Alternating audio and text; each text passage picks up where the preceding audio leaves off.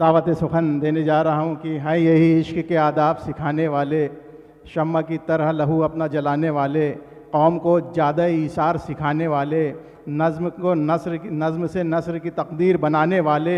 लोग हर दिल के दरीचों में सनम रख देंगे, कौम मर जाएंगी जिस दिन ये कलम रख देंगे। कौम मर जाएंगी जिस दिन ये कलम रख देंगे।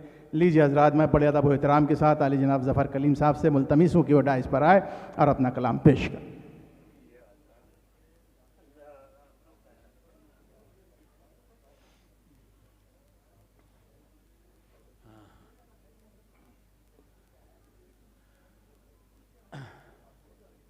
हजरात, 1980 में तिलिस्म गज़ल के नाम से एक मजमुआ मेरा शाये हुआ था, जिसमें अपने दीबाचे में मैंने लिखा था कि कोई चाहे कितना ही बड़ा राजा बन जाए, कितना ही बड़ा फनकार हो जाए, लेकिन एक अच्छा आदमी अगर वो बन जाए तो इन सबसे बड़ी बात होती है। बहरहाल एक शेर याद आ रहा है मुझे, इत्तेफाक है, और बिल्कुल उस शेर को सुनाने के लायक यहाँ पर मेरे सामने भूषण कुमार उपाध्याय साहब हैं, और बेहतरीन शख्सियत हैं जिनको मैं हमेशा जिनका ज़ाहिर व बातिन एक जैसा देखता आ रहा हूँ। मुज़फ़्फ़र हनफ़ी कलकत्ता में इकबाल चेयर पर थे और उनके उस्ताद थे शाद आरफी। तो शाद आरफी का एक शेर बड़ा मौजू और सादिक मुझे मालूम हो रहा है उपाध्याय साहब के लिए। शेर अर्ज़ करने जा रहा हूँ, समाज फरमाइए।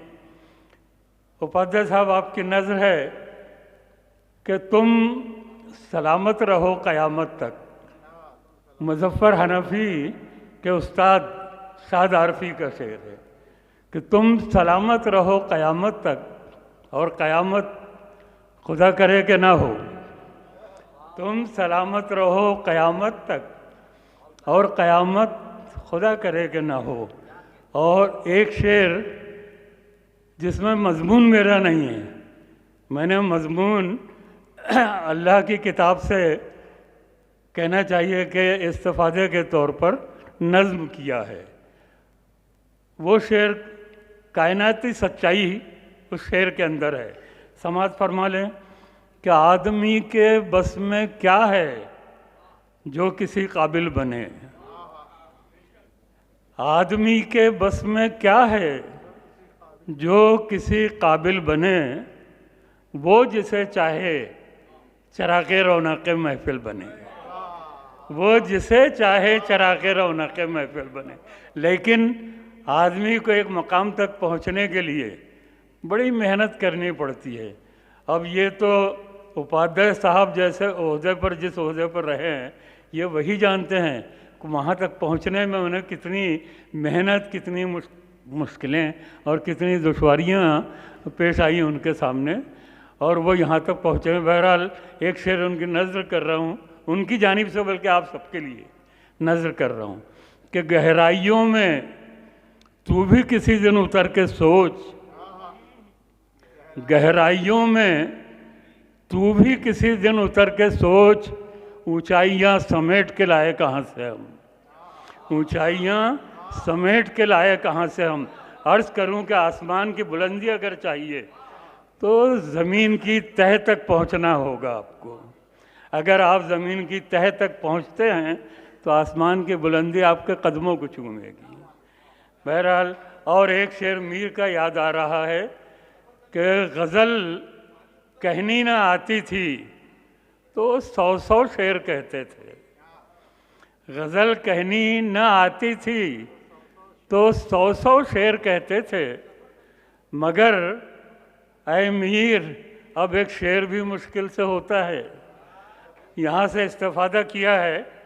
समाज फरमाए, बहर ज़रा सी थोड़ी टेढ़ी है, लेकिन फिर भी कोशिश की है कि ज़बान सलीस रहे। आंधी में चिराग मत जलाओ, आंधी में चिराग मत जलाओ, बेकार दिमाग मत जलाओ। आंधी में चिराग मत जलाओ, बेकार दिमाग मत जलाओ और अफसूने सियाह के नकीबो, रंगीन ये बाग मत जलाओ। और है ख़त ये सबूते कत्ल तो फिर, है ख़त ये सबूते कत्ल तो फिर कातिल का सुराग मत जलाओ, कातिल का सुराग मत जलाओ।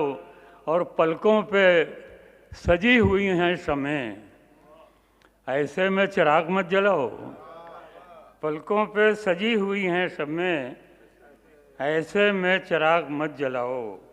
और एक कथा समाप्त फरमा लें कि हम तो ऐ लोगों अहिंसा के पुजारी हैं, मगर एक बात मिश्रा साहब ने कही थी, वो कथा मुझे याद आ गया कि हम तो ऐ लोगों अहिंसा के पुजारी हैं, मगर जो वतन दुश्मन हैं वो हिंसा की तैयारी में हैं।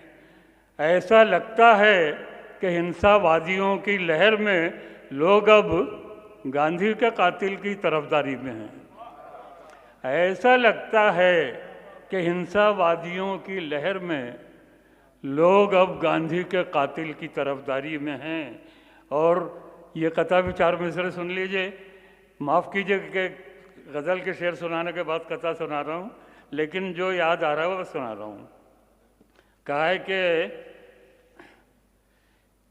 किसे अच्छा नहीं लगता खलाओं का सफ़र, लेकिन समाप्त फरमाए कि किसे अच्छा नहीं लगता खलाओं का सफ़र, लेकिन बड़े लोगों की सूरत हम सवारी पर नहीं चलते। दिखावा ऐब है खुददारी फितरत के दामा पर, हमारे घर महाजन की उधारी पर नहीं चलते। शुक्रिया। हम शुक्रिया। किसे अच्छा नहीं लगता खलाओं का सफ़र, लेकिन बड़े लोगों की सूरत हम सवारी पर नहीं चलते। दिखावा ऐब है खुददारी फितरत के दामा पर, हमारे घर महाजन की उधारी पर नहीं चलते। हमारे घर और ये आखिर कथा समाप्त फरमा लीजिए कि मफहूम से अल्फाज कतरने वाला, मफहूम से अल्फाज कतरने वाला, तस्वीर में एक जान सी भरने वाला शायर हूँ, मुसव्विर हूँ, मुसन्निफ़ हूँ मैं। अरे मैं वक्त से पहले नहीं मरने वाला।